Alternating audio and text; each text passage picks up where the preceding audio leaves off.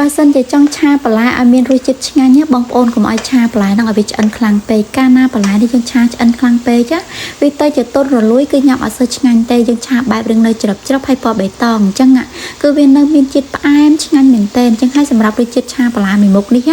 ការធ្វើក៏ងាយស្រួលរីឯរសជាតិទទួលចេញមកហ្នឹងគឺមិនឲ្យយើងខកបំណងទេបងប្អូនចាស់តោះឥឡូវមិនខាតពេលងាកទៅមើលការធ្វើជាមួយខ្ញុំទាំងអស់គ្នាណាដើម្បីងាយស្រួលបងប្អូនខ្លះដែលគាត់អត់ដឹងពីរបៀបធ្វើចំពោះគ្រឿងបន្លែដែលខ្ញុំប្រើនៅថ្ងៃនេះគឺខ្ញុំប្រើរឿងចម្រុះបន្តិចមានតាំងពីផ្កាកាត់ណាខៀវការ៉ុតផ្អឺស្នៀតពតផ្សិតកំប៉ុងហើយនិងផ្សិតខ្មៅសម្រាប់បន្លែដែលត្រូវយកមកស្រស់នេះគឺមាន3មុខមានជាមួយនឹងផ្កាកាត់ណាខៀវការ៉ុតហើយនិងស្នៀតពតបងប្អូនចំពោះផ្កាកាត់ណាខៀវហើយនិងការ៉ុតនេះខ្ញុំស្រស់រយៈពេល50វិនាទី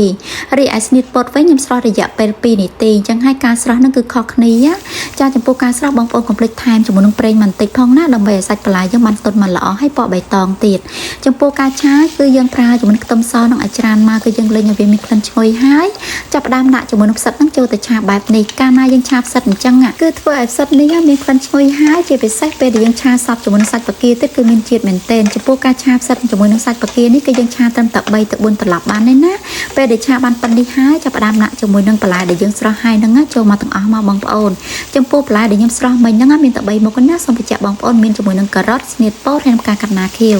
ចំណែកឯសណ្តែកឡាំងតានេះគឺខ្ញុំអត់ស្រស់ទេ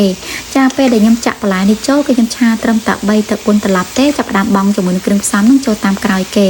ចំពោះគ្រឿងផ្សំដែលខ្ញុំត្រូវប្រើនៅក្នុងនេះគឺមានជាមួយនឹងទឹកត្រី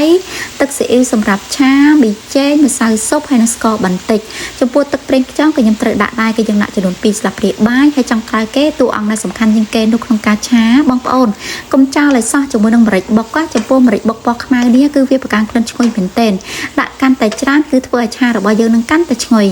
ពេលដែលខ្ញុំដាក់គ្រឿងផ្សំនេះមើលថាបានគ្រប់គ្រឿងត្រូវរសជាតិដែលខ្ញុំចង់បានហើយគឺខ្ញុំឆាអត់ឲ្យយូរទេបងប្អូនហើយចំពោះការដាក់គ្រឿងផ្សំចូលនេះភ្លើងឆានឹងឲ្យខ្លាំងដើម្បីឲ្យសាច់បន្លែយើងឆាទៅគឺពណ៌បៃតងស្អាតហើយស្រួយឆ្ងាញ់ទៀតបងប្អូនពេលដែលបើកភ្លើងខ្លាំងអញ្ចឹងឆាអត់ឲ្យយូរទេត្រឹមតែ3ទៅ4ត្រឡប់ហើយគឺយើងដួសដាក់ចានញ៉ាំបានហើយដោយសារតែសាច់បន្លែទាំងអស់នេះបើសិនយើងឆាវាឲ្យយូរពេកវាទៅជាឆ្អិនជ្រុលគឺធ្វើឲ្យរសជាតិឆាបន្លែរបស់យើងអត់មានជាតិផ្អែមហើយវាទៅជារលួយគឺញ៉ាំអត់សូវឆ្ងាញ់ទេចំពោះខ្ញុំឲ្យតែឆាជាប្រភេទបន្លែអញ្ចឹងគឺខ្ញុំអត់ឆាឲ្យយូរទេបងប្អូនត្រឹមតែ2ទៅ3ត្រឡប់អីគឺខ្ញុំដួសចេញហើយសម្រាប់រសជាតិឆាបន្លែនេះឲ្យតែយើងឆាបែបរៀងខាប់អញ្ចឹងដឹងតែមានជាតិឆ្ងាញ់ហើយមិនថាសាច់បកាឬក៏បន្លែអីទេសាច់បន្លែគឺស្រួយផ្អែមហើយឆ្ងាញ់ទៀតរីឯសាច់បកានេះវិញ